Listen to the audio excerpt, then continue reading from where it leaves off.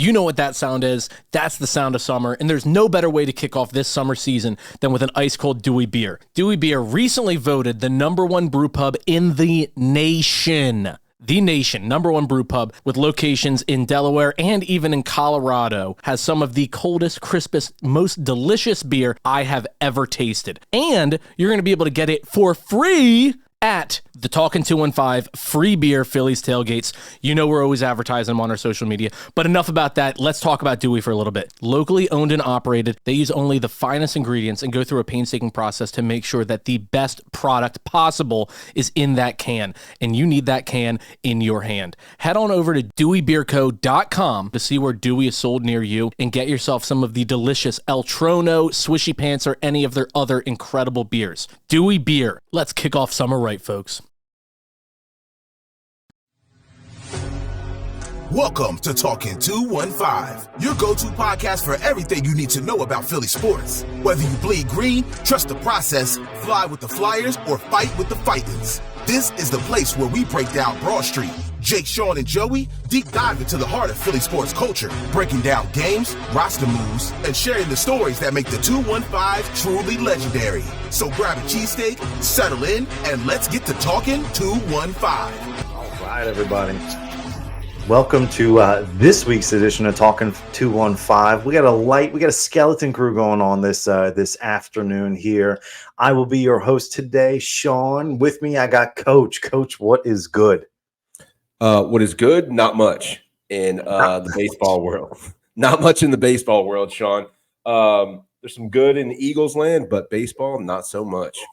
What? Give me just like a 100-yard view, top down. What the hell's going on with the Phillies this month? This month is what happened against the Houston Astros in the World Series, and it's what happened against the Diamondbacks in those last 3-4 games of the NLCS. And look, Shawn, I'm going to get crucified for saying this. Football is not baseball. I know 162 compared to 17 games are not the same. I know the positions, the plays, the rigorous. I know it's not the same, but what I'm saying here is comparative in this sense.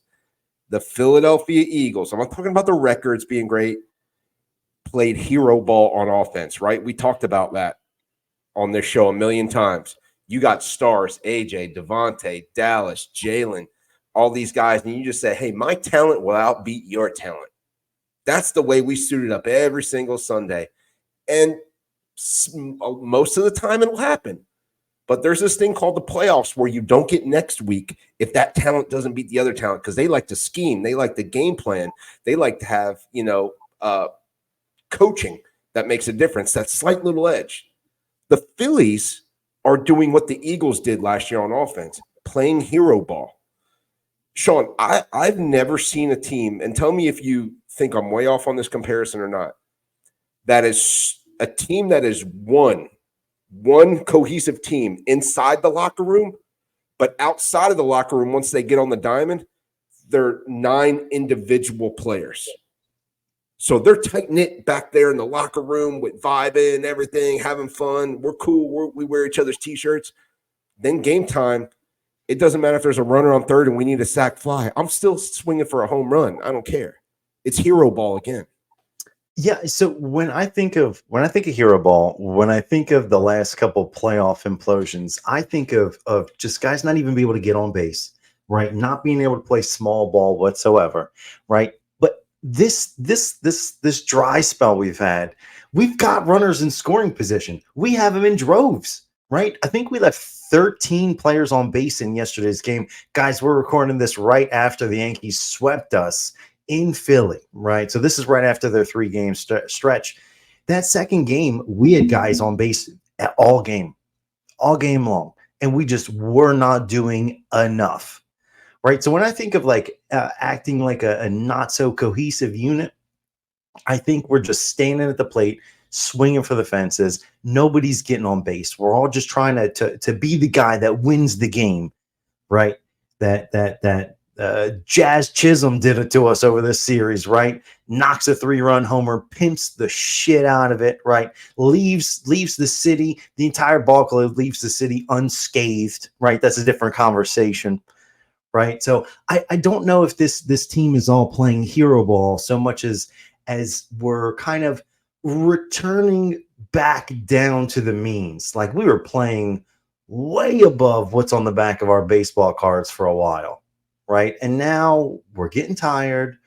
We're starting to regress back.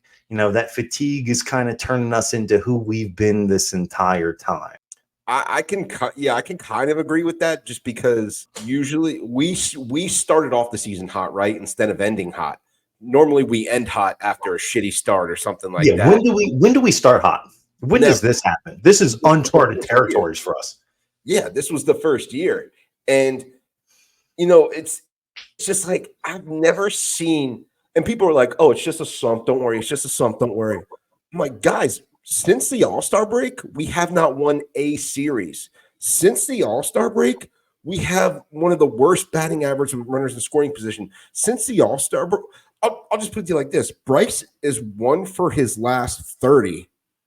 That's not a typo. 1 for his last 30 and 0 for his last 20. Like, that's insane to me. You got guys, the entire team, before today's game. Again, we're recording after it, so I don't have the stats after it. But before today's game, this is the All-Star break averages. Schwarber, 210. Trea, 167. Didn't play today, so that's still true. Harper, 128. Didn't get a hit today, so that's probably less. Boom, 275. That's fine. JT, 231. He didn't play today. Marsh, 152. That's probably a little higher. Cassie, 286. Cassie's the only bright spot I could say. And you know what? Stott, 300. Stott has actually turned it up just a little bit over the last week or two, and I'm fine with that.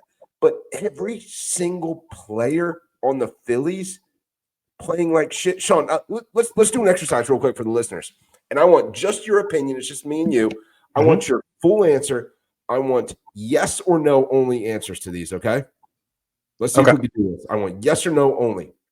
I'm gonna name a position group or a player, and I'm gonna say, are they playing better or worse than before the All-Star break? So after the All-Star break, basically. Worse. So yes, they're playing better. No, they're not. So I worded that terribly. So worse. So starting pitching. Worse. Bullpen. Way worse. Defense. Worse. Base running. Worse. Hitting. Worse. Situational baseball. Oh, way worse. Coaching. What coaching? Worse. So is there anything I left out there? Is there anything in baseball that like isn't you see what I'm getting at? No. I mean, listen, I don't like calling it a slump. If every single thing surrounding baseball is worse than it's been, what's going on here? You always hear people say, well, we just didn't hit on the days that we pitched, and we didn't pitch on the days that we hit. T-Mac had a fantastic stat on air last night. And he had mentioned that the Phillies had blown 5 3-run leads since July, I think it was 18th. Or it might have been the 12th. It was in 2 weeks we had blown 5 3-run games. Like that did not happen. We didn't blow 5 3-run leads in the 100 games that led up to this. Like that is an insane stat. Our starting pitching has been worse, right? Christopher Sanchez gives up a grand slam at home today to a guy batting 160. To what is he batting in the 9 hole? Like he's a joke. These kind of things just did not happen the first couple months of the season. Ranger hasn't looked like himself. Wheeler got his shit rocked. Nola got his shit rocked. Rom is the one that's given up that 3-run go-ahead blast to Jazz Chisholm. Like it's everything. It's the whole team. It's every single player on this roster, except from, as you mentioned it, maybe Bryce Stott. There's probably somebody else in there that's playing okay baseball, right? But it doesn't matter. This team just across the board is not like whatever magic they were playing with before, it's gone. It's gone. The dust is settled. New York Yankees fans took over Citizens Bank Park. Okay, you got videos of Yankees fans just slumping Phillies fans. Like, I'm not down with that kind of behavior at all, but like just the bigger picture here, we're just taking L after L after L after L. And I don't even know if we got any better at all after this trade deadline. And, Shawn, too, like my comparison back to the Eagles offense, again, before people jump down my throat, I know football isn't baseball, all that shit, okay? I'm just making little comparisons within a box here. We saw how stagnant the offense and predictable the offense was, right?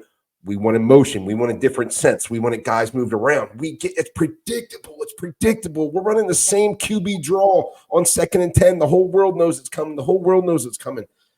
I heard some sound bites today after the game from Rob Thomson, Bryce Harper, and I can't remember who else it was. It might have been Bohm or it might have been Schwarber. But they asked Harper, what do you do to get out of this slump? You're 1 for your last 30. What do you do? Do you try something different? He's like, just got to keep poking away at it. Just got to keep plucking away at it. Just got to keep going. The hits will come. The hits will come. Rob Thomson said something to the same effect. Schwarber, whoever it was, said something to the same effect. And I'm thinking to myself, none of those answers came with maybe I'll step up in the box or maybe I'll step back in the box.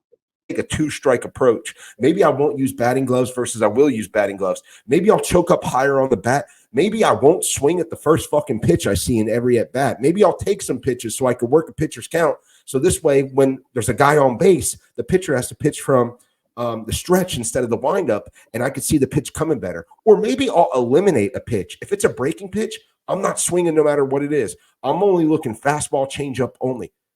Give me something like that shows me you're attempting to change because what you've been doing isn't working. And instead, these guys just say, the hits will come. Just got to keep plugging away. Got to keep plugging away. Why, Shawn, the other night against the Yankees, they didn't score. The Yankees didn't score in one of the extra innings. We came up in the bottom with ghost runner on second. All you need to do, bunt that guy over to third, sack fly wins the game. Let's go home. Simple as that. You need one run. You don't need a grand slam. You don't need a 2-run home run. You just need one run. Why are we all swinging full with a runner on second base and no outs, and all you need is one? Why? Situational ineptitude, right? We're far enough into the season where you need to rely on your pitching and your hitting coaches to adjust as other teams are adjusting to you. Right.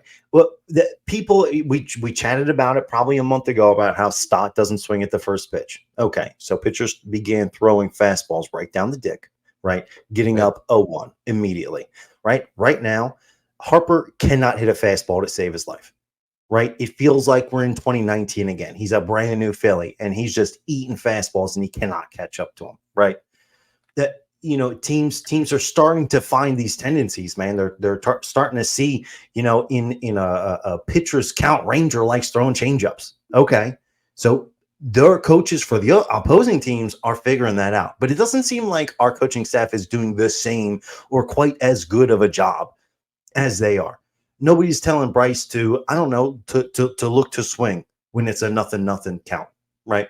Nobody's telling Ranger that, okay, maybe he needs to work his slider a little harder, right? That he needs to throw down and in a little bit more on right-handed batters. I don't know I'm just kind of spitballing right here, but it doesn't seem like those adjustments are being made. And you're seeing Christopher Sanchez's changeup get rocked more often, right? You just saw him give up a grand slam.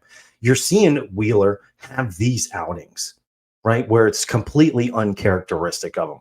Right. So it's like, where do we then adjust to the adjustments here? Right. Because we're not going to start to pick it up until we see our coaching staff do what they're paid to do and see some of these changes. I'm not even going to get into the damn ghost runner. I hate overtime. I hate extras. I don't even want to talk about it. It makes no sense that there's any strategy other than what you just talked about. Right. Bunt the guy over. OK. And hit a pop fly. Just hit it just high enough, far enough. Who cares? Who cares what you do? You're still. Anyways, can you hear me? I thought I lost you there for a second.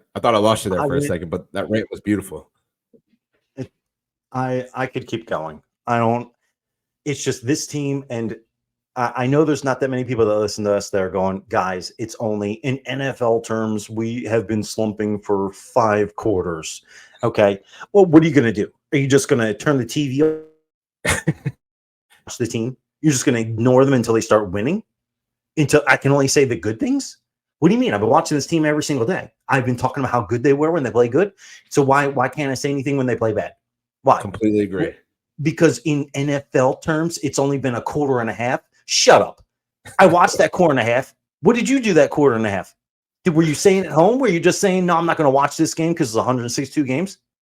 What are you going to do, man? Are you going to watch the damn games? Are you watching the same team I'm watching? Are they playing well? Do you see things like, yes, we're going to lose games. We're going to lose a third of the games. Are we losing more than we should? You're going to hear from me, man.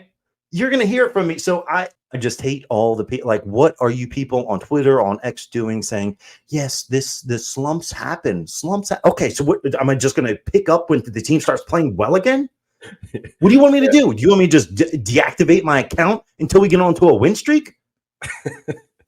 Well, that was the funny thing last year, right? Is like we were upset about the Phillies' slow start, because we were like 10 games back of the Braves. We're barely clinging to a wild card. And they're like, you guys are still, it's only July. It's not even August yet. It's only July. Well, guess what? August is tomorrow. Or by the time you listen to this episode, it'll be August. And the Phillies have, one of the worst offensive outputs, the worst month of July, everything. Are we allowed to say, oh, it's August now? Are we allowed to bitch about the team? Because you said last year we couldn't because of the slow start. Now that we're ending slow or going into August slow, are we allowed to use that as an example? I just don't understand how you can't look at this and be concerned and just be like, oh, it's just a slump, when this is the worst slump of Bryce Harper's career. This is the worst Rangers looked in his career. Zach Wheeler tied his career high with home runs that he gave up in a game. Like Matt Strom, who looked dominant, gives up 3 runs to, the Yankees, and that never happens anymore. And Shawn, like, look, I don't want to put all this on Topper because I know I've been critical of him in the past. I think you can only do what you could do. And I put 95% of this on the players at this point, 90 to 95. Maybe I'll give a little bit more to Kevin Long from teaching these guys how to play small ball. But I don't understand how in a high leverage 1-run game you pull Christopher Sanchez for Jose Ruiz. You need 1 out and there's 2 runners on. We had Harper warming up. Harper was warming up. He should only be in the game if you're down 10 or up 10. I don't understand why there's 2 runners on base, and it's DJ LeMahieu. Look, the guy that we just said hit a grand slam off Sanchez was batting 160 coming into this game. He had 13 RBIs all year, and he had 6 in that Phillies game by himself.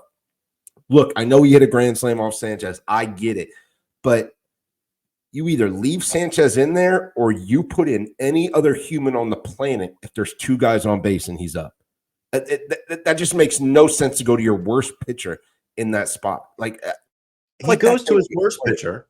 He benches 4 starters today, 3-4 starters today. It was like, is he still on the Yankee staff? Did he forget whose team he's playing for? He's a Philly now. Philly Rob. He's not New York Rob. That just felt like they, like, at a time we needed a win just so bad, just for team morale, for city morale. He really phoned it home. And I'm surprised. Like he was almost surprised as well when we came back and we had to go to extras, right? Like it seemed like he was just giving that game up, and he gave that series up. Like I couldn't believe it. But to follow up with you, I think you're completely right. Most of the time, he's pulling the right strings. He's sending guys, at least that in the moment, I usually don't have a problem with it. Right. Mm-hmm. He sent Strom out in that situation. Okay. Yeah. He gets robbed. He's going to have his lumps. Right. I get, just forcing Alvarado because he's going to get it right at some point. But this was one of the rare series where I was just like, Thomson, what are you doing? It was very weird.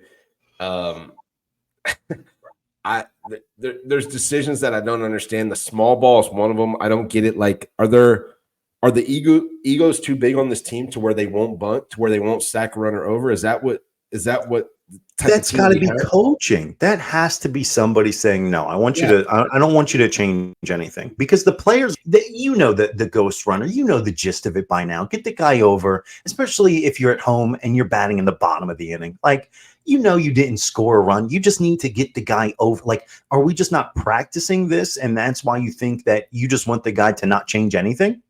That's my thought. I just don't feel like if you don't know how to bunt, and look, Juan Soto bunted today. One of the best hitters on the planet because of the quote unquote legal shift where there was nobody there. I mean, and he wasn't too good for it. I just don't understand like how you can consider yourself a World Series contender or a perennial World Series favorite and not do the small and just think you're so archaic, like ball go far, me hit home run is the only way to score runs in this league because there's good pitchers on the other team. They're not going to give you a lot of shit to hit. So to your point earlier, when you do get guys in scoring position, move them over. And guess what? If you do fly out and you're out and you didn't get a hit, a run still scores, guys. Do you see how that works? Like, it's not selfish baseball, and that's what you need to do to win. You cannot be selfish. I don't get it, man. This is something that we've seen for 3 years now where I think off the top of my head, and correct me if I'm wrong, I think Rojas and Stubby are the only people that bunt. Like, I don't know. That's it. Those are the only two that you can call upon, or if it's their turn in the lineup, that you can expect them to lay down a bunt when the situation calls for it. Which is why it's inexcusable if these guys can't bunt, right? Another thing that blows my mind too, Shawn, sorry to cut you off, is like if Trea Turner gets on base with nobody out, and I know Harper's the next guy up typically in that situation, you should be DFA'd if you swing at the first pitch. I'm sorry. I just feel like I need at least 2 pitches. Let him time up that pitcher, and he's on second. So you have your fastest guy on second with no outs, with the heart of your order coming up. Swinging at the first pitch with Trea on first or Rojas on first or somebody fast like Stott on first with no outs. What are we doing from a schematic standpoint here? Put pressure on them to where you can steal a base, have a runner on second with no outs, and guess what? Now the pitcher has to pitch to you. Now he knows the next 3 guys coming up. Like, it's a chess match. But you swinging at the first pitch means now you're in a pitcher's count. Now you're down. Now you're probably going to chase. Now Trea probably isn't going to steal because he's got to worry about your 1-2 count now. It's just there's a lack of intelligence. And we're not baseball managers, Shawn, but we watch enough of these damn games to where if we're talking about it on this podcast, what do you think the other managers and players are doing when they're scouting the Phillies?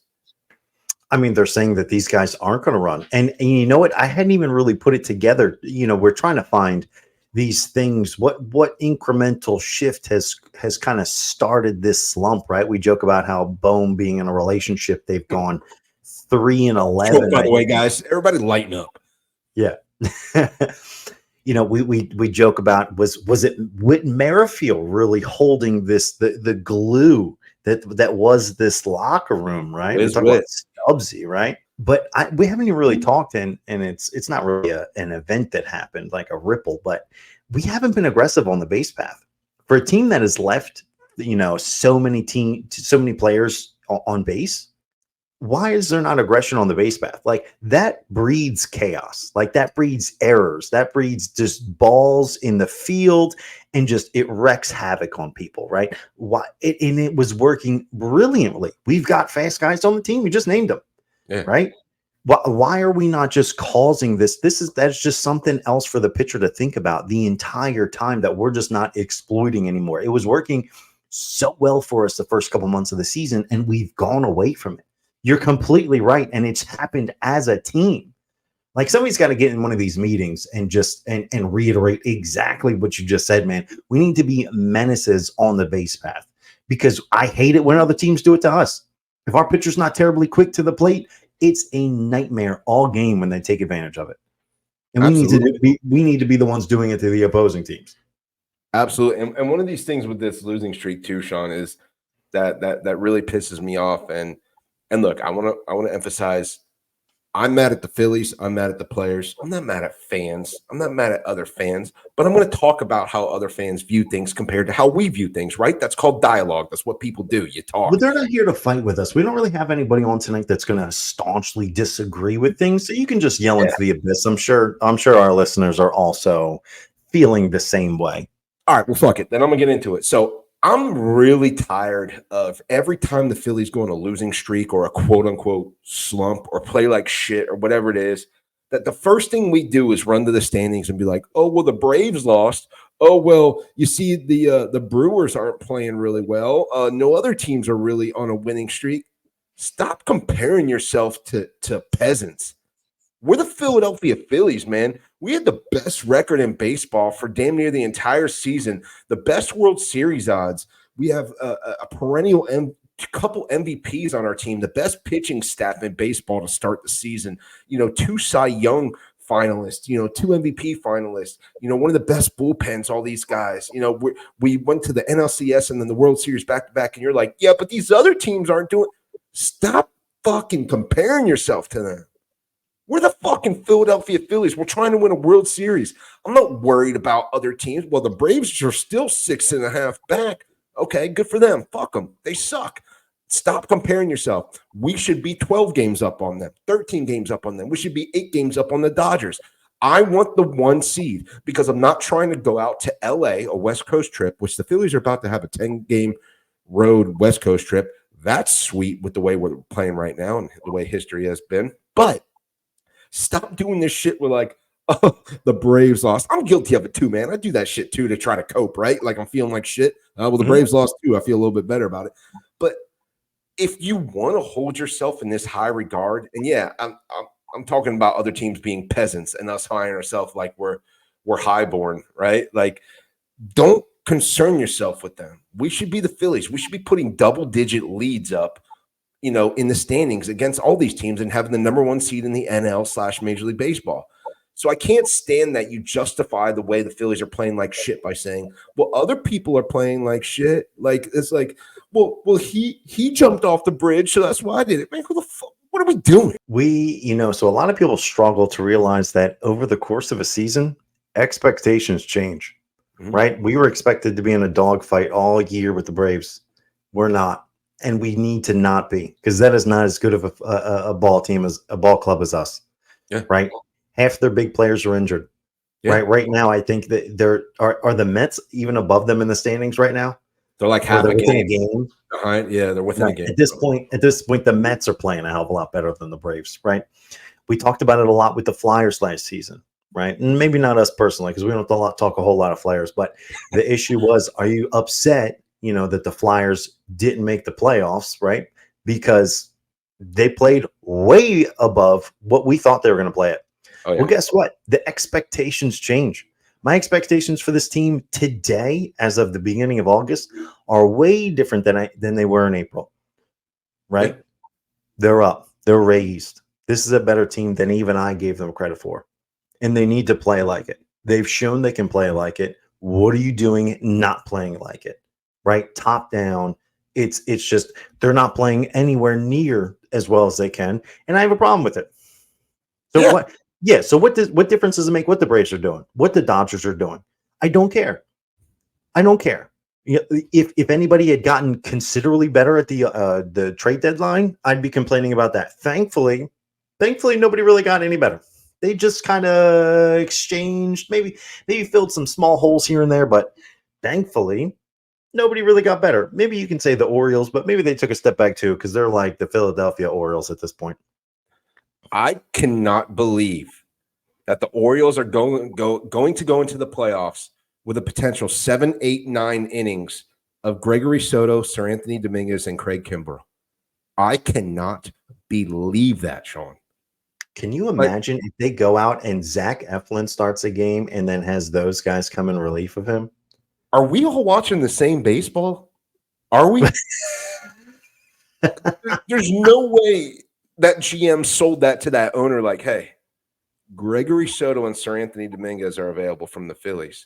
And the owner says, the Phillies that have the best record in all of baseball and are trying to make a World Series, they're willing to part with these guys? Yeah. Can you believe it? We're going to get them. And they're going to join their old friend Craig. Sure, bring them on. Are you watching baseball at all this year? I just really want to know that. You wonder how much they weighed that series where they played us, right? And my mind goes, well, what did they do? Did Soto pitch well? Did Sirianni pitch particularly well against them? Because there's some players that you just don't get the hype for because they don't put up against your team, or maybe it's the total opposite.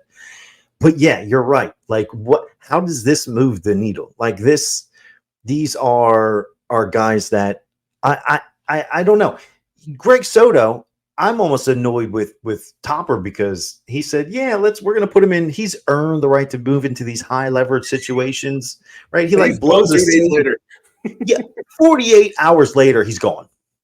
Like he got one shot at closing and blew it, and that was enough, right? Sir Anthony, I'll miss you, buddy. I will. Yeah. I'll miss the good night. They gave us some good moments. Look, they gave us some good moments, and we know when Sir Anthony pre-injury was electric, right? Like we know that. We know Soto pre-Phillies when he was on the Tigers was electric. We know Kimbrel 20 years ago was electric. Like we know these things. 2013. Yeah, but the problem is this reminds me of like Odell Beckham Jr., like fans getting hype if your team signs him. Like, I don't know what year you guys think it is. There was a time when I'd be like, oh my God, this guy's stuff is amazing. This guy's electric. But that year is no longer today. So Sir Anthony, Soto, Kimbrel, that to me is, like you said, Eflin goes 6, and then those 3 come in 7, 8, 9. I want to see what the odds are in the sports book for Orioles victory if that is like the 4 pitchers that are going to be in the game. I just can't fathom it. I can't. Damn well if they see us in the World Series, they're not allowing a single run to score. Oh, they're all turning into prime Randy Johnson, Nolan Ryan, every single. That's exactly what would happen. But look, man, let's hope this West Coast road trip, which has historically beaten our ass to death, let's hope it's what we need to kind of, because typically we're like, oh, we're at the bank, we're Thanos at the bank, we can't stop, but it hasn't looked good lately. So maybe getting out of the city, getting away, going all the way across the country to Seattle in the West Coast is going to be something like, okay, this is a refresher. This is where we jumpstart our season. Maybe the patch on the sleeve is going to do it for us going forward. I don't know about that. Don't know about that. I don't know. I'm glad it wasn't Wawa. Harper, if you want to end this slump, man, you gotta toss the Wawa gear to the side, man. It's getting over the top. Get the do-rag or the helmet cap, the skull cap, the cleats. You gotta do something else, man. It's a Wawa curse. It degrades in quality over time, just like your batting average this season. Do you think Wawa called his people, his agents, and was like, look, man, we're trying to stay in business here. If you could kind of not advertise our stuff anymore during your 1 for 30, that'd be great. Yeah. They're going to have to extend. Yeah, they're going to have to extend Hoagie Fest until October at this point. Yeah. Do you know anything? So Phillies, of course, at the trade deadline, they picked up Tanner Banks and Carlos Estevez. Right, Tanner Banks from the White Sox, Estevez the closer from the Angels. Can you tell me anything about these guys? Yeah, Banks, I know nothing about because I literally assumed everybody on the White Sox is terrible. It's the White Sox and the Angels here. I'm not expecting you to have watched 30 games. I will say this: Estevez has given up 1 home run only, I believe, in a safe opportunity. Quick trivia. Do you know who that 1 home run was to? You'll never guess it. Oh boy. We are a Philadelphia podcast, so there's a hint. Is it Johan Rojas? It is. I just named whoever I thought was hitting 9th. Yeah, there you go. So there's a little bit of trivia for you. But yeah, Estevez, let's look at it this way, Shawn. Regardless of what we know of these people, Estevez is an upgrade over Sir Anthony. And Banks is an upgrade over Soto. That's just how I'm looking at it. That's really all I was asking is if you knew enough about these guys to confidently say in their slot that they're replacing here, are they an upgrade? I don't think there could be much. I was really out on Soto. Sir Anthony, the fanboy in me always wanted him to get better, but there were some pitches that, were landing in like row 19 that just, you could see that just were not coming out of his hand. Like, I don't know where the ball was going, but I'd be scared to death as a batter knowing this next one, bless his heart, could be coming right from my dome. And he did it. He did it his first appearance for the Orioles. Yeah. He sent one into the first deck or for the first row behind the stands. So look, that's the way I'll look at it. It's upgrade. And if I'm being honest, Austin Hayes has looked all right. He's looked kind of all right. He's a guy. He's come, I don't know how close to a couple home runs now that were just warning track up against the wall. Maybe if it was a little hotter day, that thing clears. Like, so he is a better 9-hole hitter, obviously, than Johan Rojas. So, for sure. If we're looking at like upgrades, I mean, yeah, we got a little bit better in that regard, but we need our normal stars to play better, or the trade deadline doesn't mean anything one way or another. Yeah.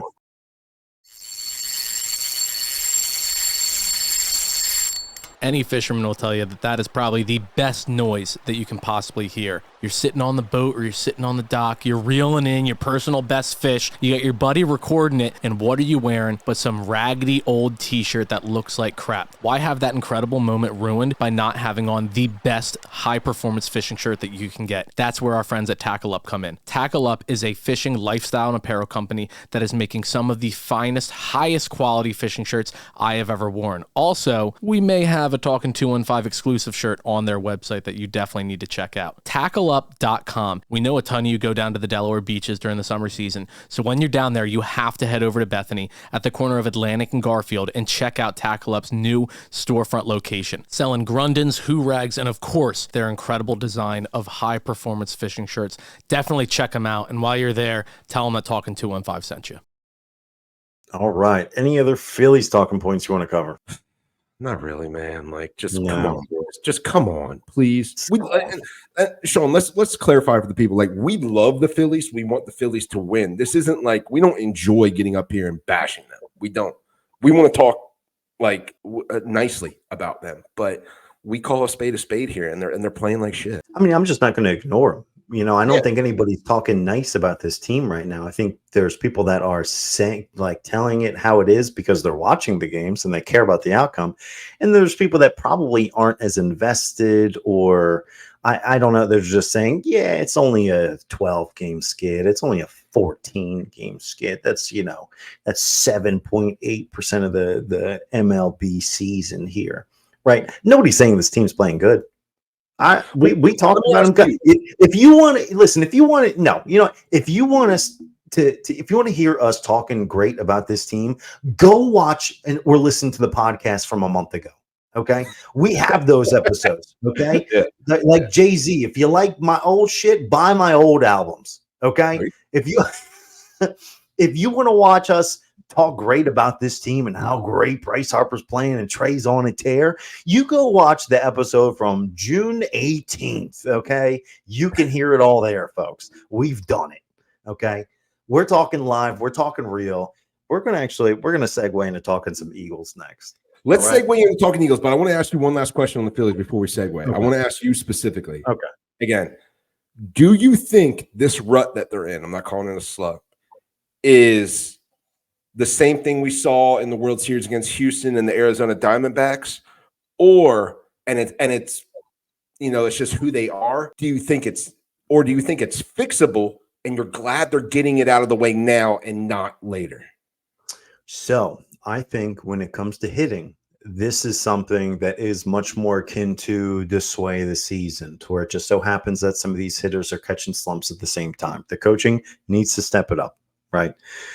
But pitching, I am much more concerned with, because our pitching staff was just playing so lights out. And now if you're taking a look at what the most innings pitched all of our pitching staff has done in years prior, we're hitting them, we're going over, right? Christopher Sanchez has never pitched this many innings before, and it's not even August, right? Ranger Suarez has never pitched this many innings in a season before. It's not August.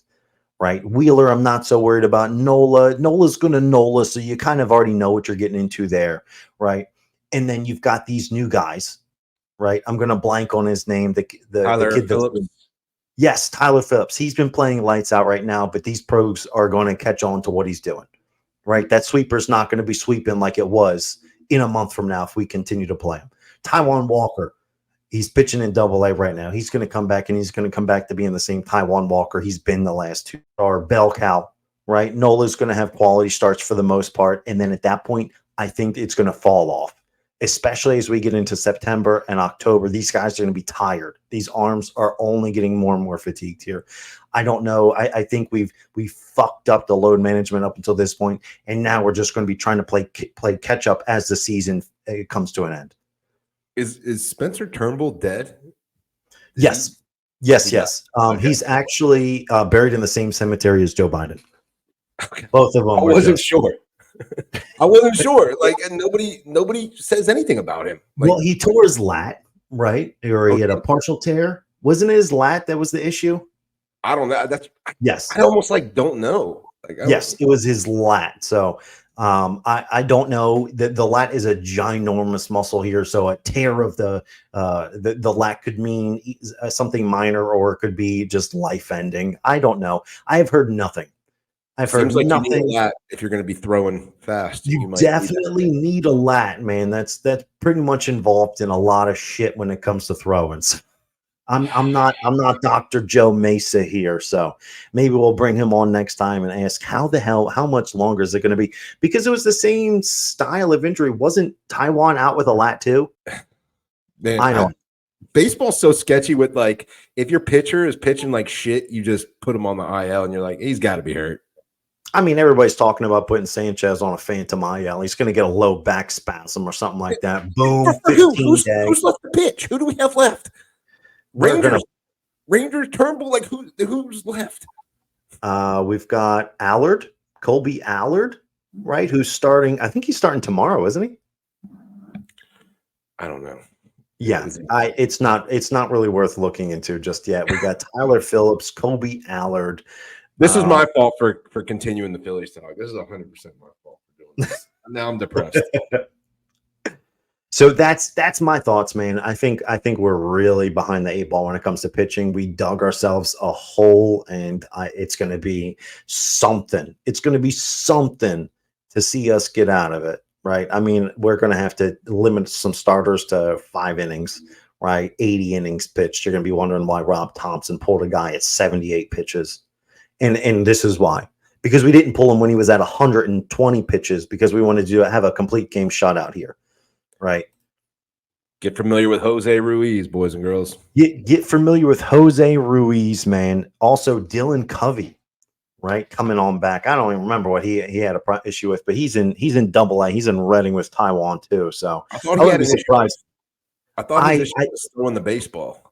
He was doing great at throwing the baseball, just like more grenade style.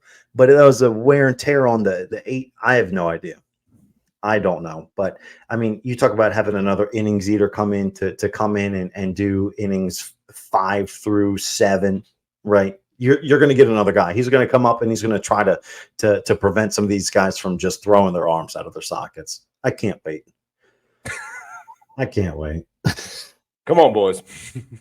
Come on, boys. All right, so Eagles talk. All right, we got our first week of training camp in the books. We got the live open practice coming to us tomorrow, which is always just a glorified party, right? Yeah. If you've never been, there's a DJ, there's an announcer, there's, we're just here to have a good time. But okay, so we don't have a body in camp this year, but what are you feeling from all the reporters, from people that are there live? What is the gist that you're getting so far? Some of your kind of key takeaways so far for this camp. My key takeaways are Jalen Hurts seems to be adapting really well to this Kellen Moore offense thus far. And this is just what all I'm reading, the beat reporters that are on the ground, right? And I'm reading and I'm watching videos and I'm hearing what people say and I'm trying to, surmise. Seems like Hurts is having an amazing camp thus far. Quinyon Mitchell appears to be the real deal. Not backing down from AJ or Devontae, which I love, is really cool. It seems like Isaiah Rodgers has the fast track to your CB2 opposite Slay right now, and they've been working Quinyon in the slot, so I think that's cool with a guy like Fangio who likes to mix people around here and there. It sounds like CJGJ has taken over as a vocal leader like we know he would, and that was something that was missing big time last year from the Eagles defense.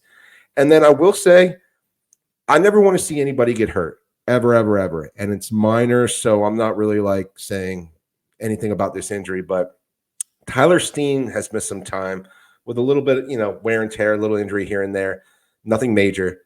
But as a result, Mekhi Becton has slid into right guard. And apparently when he was drafted as a tackle, and that didn't really work out, but he's kind of like a Jordan Davis on offense, right? A guy that big shouldn't be that athletic is what they're saying. A guy that big should never be that athletic, and he is. And under the adoption, I'm not going to say tutelage, he's been adopted by Jeff Stoutland on this Eagles team. He slid in the right guard, and he's apparently had some really, really impressive practices. So I don't want to call it a blessing in disguise. I don't know how to word it without making it seem like I'm happy that Tyler Smith got hurt, because I'm not, because I think Tyler Steen, can still compete for that right guard spot. But it's just something interesting so far. Yeah, and I'm getting a lot of the same takeaways where there's a couple of those camp battles where if a guy goes down and gets injured, it feels like even if it's just a minor injury, a minor setback, then you are just miles behind the pack. I mean, you talk about Cooper DeJean going out with a hammy, right? Now we've got a dozen guys that seemingly are performing well, right? Isaiah Rodgers looks like a shutdown corner. Yeah. Quignon's a dog, right? We got Keely Ringo, right? Making big strides from last season. You forget about him sometimes. Like what are the chances that Darius Slay even starts 100% of the snaps? Like, what is his snap count going to look like? Do you see that sort of start to slip away if he seems to lose half a step? Does he see that playing time go down as the season goes on? I am so curious to see how this secondary shakes up. Yeah, it's going to be pretty cool to see, and it's almost like a good problem to have, right? Like you got that many. I don't feel bad for any of them, but where last year we were so thin, it was like undrafted Mario Goodrich, undrafted Eli Ricks sliding in there. Yeah, we're begging for Eli Ricks to come through, man. We signed this guy off the street, but he was with the Broncos practice squad. Like what? It was just like, oh God, help us. It was, and now we have like an embarrassment of riches at the position. Not saying everybody's going to be fantastic, but it seems like based on early indications, reports where they were drafted and how they played, that it's a good problem to have for the defense so far. Right. Yeah, I mean, Jalen seems to be looking good. They've gone ahead and addressed all that. I mean, guys, we're a little bit of tabloids here, so we're going to have to address. Everybody seems to be in good spirits. Everybody's getting along great. They're not arguing on the sidelines here like Aaron Rodgers is and Garrett Wilson. Everybody seems to be doing great. What I want to chat about today, I just had a quick little game. Right, I was hoping to play. Okay. It's not fun of a game, no worries, but it's something called Hope or Believe. Because I have an issue. I think a lot of people on the internet, they defend certain players because they really, really, really hope they're going to do well. Okay. But I don't think that they believe it. Okay. So you kind of, I think people get the two mixed up and kind of conflate them a little bit. All right. Yeah. So I want to play. I'm just going to give you the name of a player, okay? And I think we're either going to hope or believe that they're going to play well this season, okay? That they're going to step up and be maybe even above good, maybe even great, okay? So I'm going to say a player name, and you're going to tell me, do you hope that they play well, or do you believe they're going to play well, okay? Okay. First up, hope or believe, Jordan Davis. Hope. Hope. Hope. Hope. Hope. Hope or believe, Nakobe Dean. Another hope. Okay. Okay. Hope. Coach, hope or believe, Darius Slay. Believe because of Vic Fangio. Okay. Okay. Coach, hope or believe, Nolan Smith. Hope with a capital H. I think I'm more leaning right in the middle. Yeah.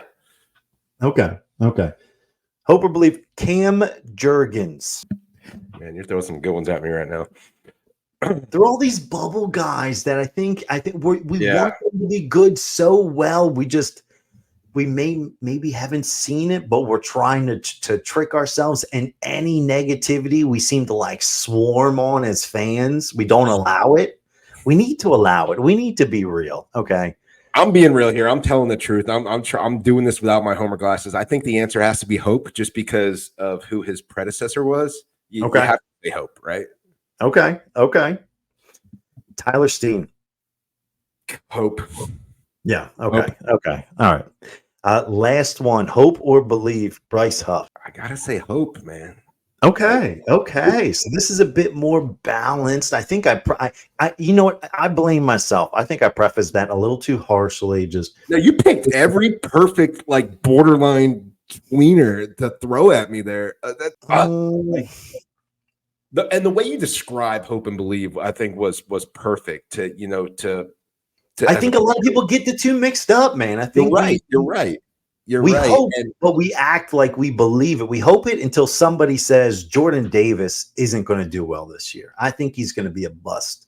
And then we jump on them like we don't also just hope things to go a certain way. But we've seen, I think what the thing that pulls you back in, right, is we've seen little snippets of Jordan Davis just being an absolute monster, right? But that doesn't sustain, that doesn't last. I looked at Bryce Huff highlights, as I'm sure everybody else did with the Jets, and I was like, holy shit, like that looks good. Is he going to fit in this Vic Fangio defense? Is he going to live up to that contract? Is he going to be able to replace Hassan Reddick? Like, I hope he can. I hope he can. Vic, for both of those guys, Vic Fangio could go out and say, you're going to play 60% of the snaps. Mm-hmm. And they're going to say, sure. And then we're going to be wondering why the hell Jordan Davis and Bryce Huff haven't been as productive as they should be, because they're playing so many snaps. Right? Let me ask you, what are your own answers to those? Are they similar? Or are they Jordan Davis? I believe if he plays less than 25 snaps a game, he's going to be a monster. Okay. Nakobe Dean, I have no faith in. None. It's not even hope or belief. I believe he's going to be out of the league in 2 years, maybe next year. Darius Slay, I hope. I think this is just the year that a lot of cornerbacks fall off. I kind of alluded to it earlier where, like, I wouldn't be surprised if throughout the rest of the season you start to see his share of snaps kind of dwindle as some of those rookies get better and better. And as they see, maybe those legs are getting a little tired.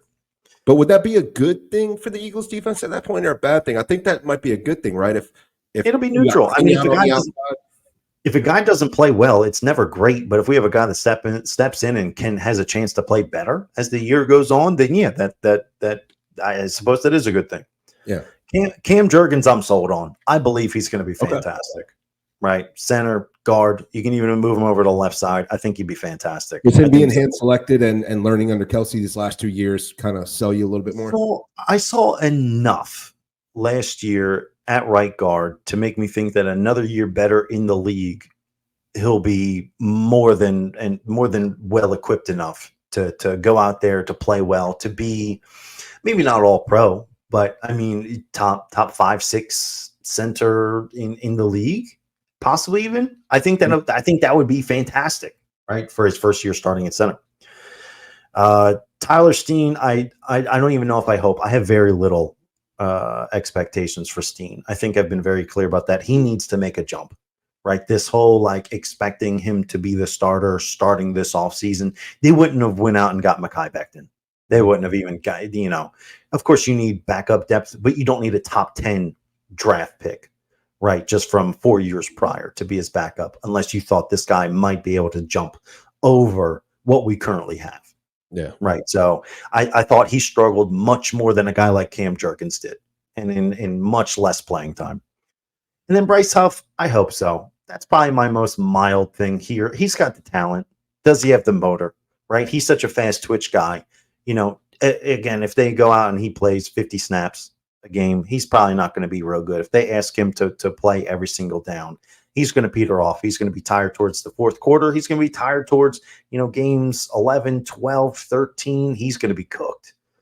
Right. So they got to manage that workload. It seems like he can be a very good complement to this team if the rest of the team around him plays well. So there it is. There you have it. Hope or believe. I love it. Let me ask you, I want you to pick. I'm gonna throw this back to you, like game wise, from each unit: offense, defense, special teams. Okay, Give me one player you are overly, extremely confident in, no matter what, it's going to be great. And then give me one player that maybe between me, you, Jake, Tom, the boys, your family, your friends, coworkers, whoever, where you're just like, I do not think that this guy is going to be good. I do not. So who you're going all in on and who you're just really, really low on, offense, defense, and maybe special teams. I mean, listen, this team's pretty damn stacked. Like, I can tell you, I'm all in, on, I don't know, Jalen Hurts. And you're like, okay, like I'm trying to think of a guy that maybe not everybody else is all in on. It might just be, I might just stick with Cam Jurgens. Like, this guy is going to crush. Like, I personally think he's bust proof right now to you. Is anybody bust proof with a new offensive coordinator, with a defensive coordinator, with the way the last month and a half of that season went last year? I don't think anybody's completely bust proof, right? But I'm going to take the sleeper pick, what I think is a sleeper pick, and I am going to go Cam Jurgens, on offense. Okay. As far as a bust, or just not sold on, you don't think it's going to work out.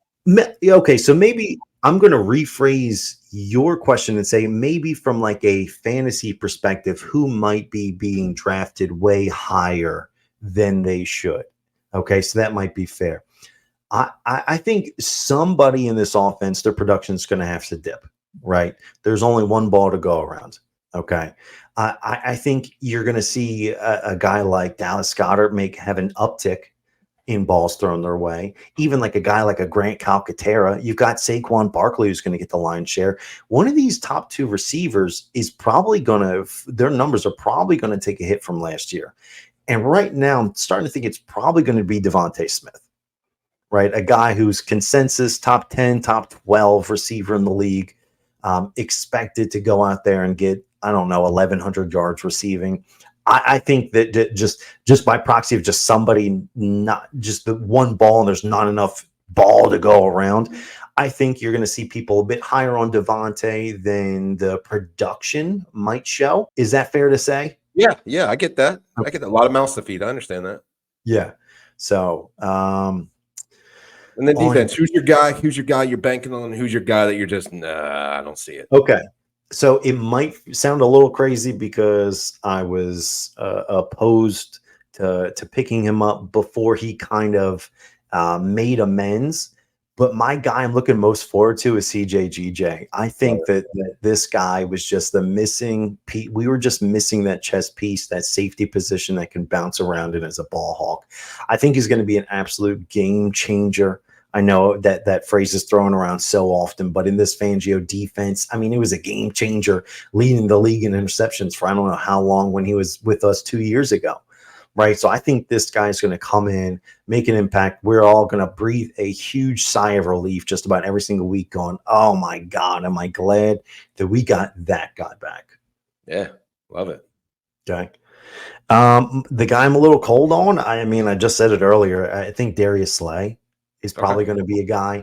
You know what? No, I'm going to avoid saying that one too many times. I think we're due to have a kind of a dip in play and Reed Blankenship. I don't even know how much playing time he's going to get. Like, I don't even know long term if this guy fits in our plans. We talk about another guy that might not be here in a year or two. This guy might be out of the league if he doesn't play outstanding the first, month, 2 months of the season here.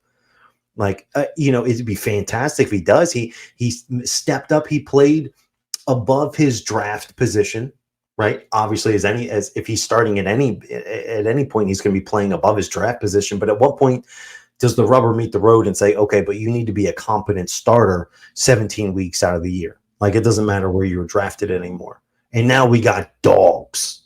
Okay, the entire secondary is full of dogs. Like James Bradbury at this point might take your spot if you mess up. God, I forgot about him. Exactly. You forgot about a lot of people, man, that might just step up and be somebody. Okay. So that's a guy that I think is a bit more on the hot seat than people are talking about. Okay. I haven't really heard. He's got something nagging, right? Is he completely, what is he? Who, Bradbury? No. Blankenship. I don't know. Is he? I think he's playing. Is he? I haven't heard anything about him. You haven't heard a single thing about him. You No. don't know if he's playing well. I don't know if he's got a torn ACL. I don't remember. I think he had surgery at the beginning of the offseason, right? So But I don't know. something small, like clean. Yeah, I don't know what he's doing. I haven't heard anything as far as camp goes. I don't know if it's just a not sexy thing to talk about, in Reed Blankenship or what, but I think that guy just might be a bit more in jeopardy than we think of. Man, it's so funny. Like now that camp is around the corner, Shawn, like I'm an Eagles diehard. Like I go to sleep thinking about them. I wake up thinking about them, especially during the season, right? Like I'm obsessed. We're all obsessed. It is what it is. But it feels like it's been so long since they last played for some reason that I forget. You mentioned James Bradley. I'm like, I forgot he was even on the damn team. Like there's guys that we'll mention on a pod and, I won't say it out loud, but I am now. And I'm like, holy shit. You mentioned Dylan Covey earlier. I'm like, is he still on the team? Like what? I forget. It's been a while for Dylan Covey, to be fair. Yeah, like James Bradbury. I totally forgot about that. There was somebody, I was listening to a podcast and somebody mentioned it might have been John Ross.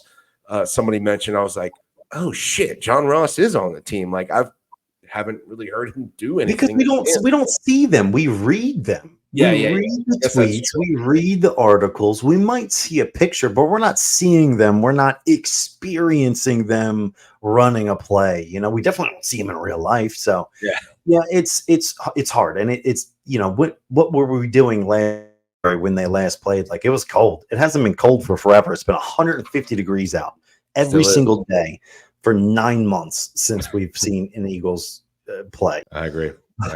All right. Now, hold on. We're going to finish this up. I need your answers, and then we'll get you on out of here, okay? It's getting a little late. All right. So a guy we're high on, a guy we're low on. Yes. Okay. Somebody I'm absolutely bullish on, and again, this is going to sound like no shit, Joey. Saquon Barkley, I think, is bust-proof on this Eagles offense. Just like you just mentioned the mouths to feed, mainly from the passing offense, right? So there's going to be so many light boxes. There's going to be so many times there's like a read option or a RPO where a defensive end and a linebacker split out to Jalen, but Saquon actually has it, or he goes out in Kellen flexes him out wide and a defensive end has to go guard him because the defense isn't ready for the motion and, he does his thing. I just think and I also think he's going to take away some of those Jalen Hurts, tush push, 2-yard out things. We're going to give him the benefit of the doubt. I think he's going to be a fantasy monster this year. So he's my bust proof. My guy that I'm low on, I'm not going to name anything specific. This is a cop out, but I'm going to say whoever's playing right guard. I don't know if it's Becton. I don't know if it's Steen. I don't know if it's me. I don't know if it's you. You just said how much you liked Cam Jurgens last year. Like, yeah, Cam Jurgens is filling Kelsey's shoes, but someone has to fill Cam's shoes at right guard too. And this is a guy who, if it is Becton that slides in there, that's great. But think about how much of a difference that is in players. Cam Jurgens is an athletic pulling guard, fast. He walked on as a linebacker. Kelsey recruited him. And you got Becton, who's just a behemoth mountain. That's not really his game. So there's going to be some moving and shaking there. I'm a little concerned about right guard. Defense, somebody I'm bullish on. Again, this should be no surprise. I think Jalen Carter is going to be in Defensive Player of the Year conversations. Just exceeding expectations. I think year just 2. One sap out there. Yeah, year 2 of him, I think, is going to be absolutely insane. If Jordan Davis can play the role he's supposed to play in this Vic Fangio defense and just plug holes, take on 2 people, and that leaves Jalen Carter one-on-one with your guard or your center, I think it's good night. I really, really think we're in for a surprise, and I think Vic Fangio is just salivating at the fact of being able to use him. Somebody that I am not high on the defense, I'm just going to go ahead and say it right now. I'm going to say any linebacker, to be honest with you. Again, this is a cop-out just like any right guard. I'm going to say any linebacker. I know Devin White, Orrin Burks, Jeremiah Trotter Jr., Nakobe Dean. I know those guys are all in there. I don't have much confidence in that position group as a whole. So while that may be a cop out, I'm giving you the field. I'm saying the entire linebacking core, man, I'm still nervous about. I know Devin White was a really good player, but I just made fun of that shit earlier, talking about like getting Odell Beckham and like what that would be. Like, granted, he's not as old and not as moved from when he was playing great, but I kind of got those vibes and feels to it too. Like, did we get him a year or two too late? You know? Yeah. So that and so yeah, those are my highs and lows on offense and defense right now. Awesome. I look forward to that shit changing just about weekly, especially as we get closer to the season. You know, that is our very first glimpse in at what we're feeling just over the course of the off season. Guys, we're gonna wrap it up. Excellent show tonight. Sorry we kept you a little late.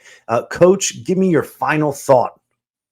My final thought: by the time you listen to this podcast, there will be an NFL game on TV that you can watch. Football's back, baby. Final thought, Ranger, we miss you. Come back to first half of the season for him, Ranger.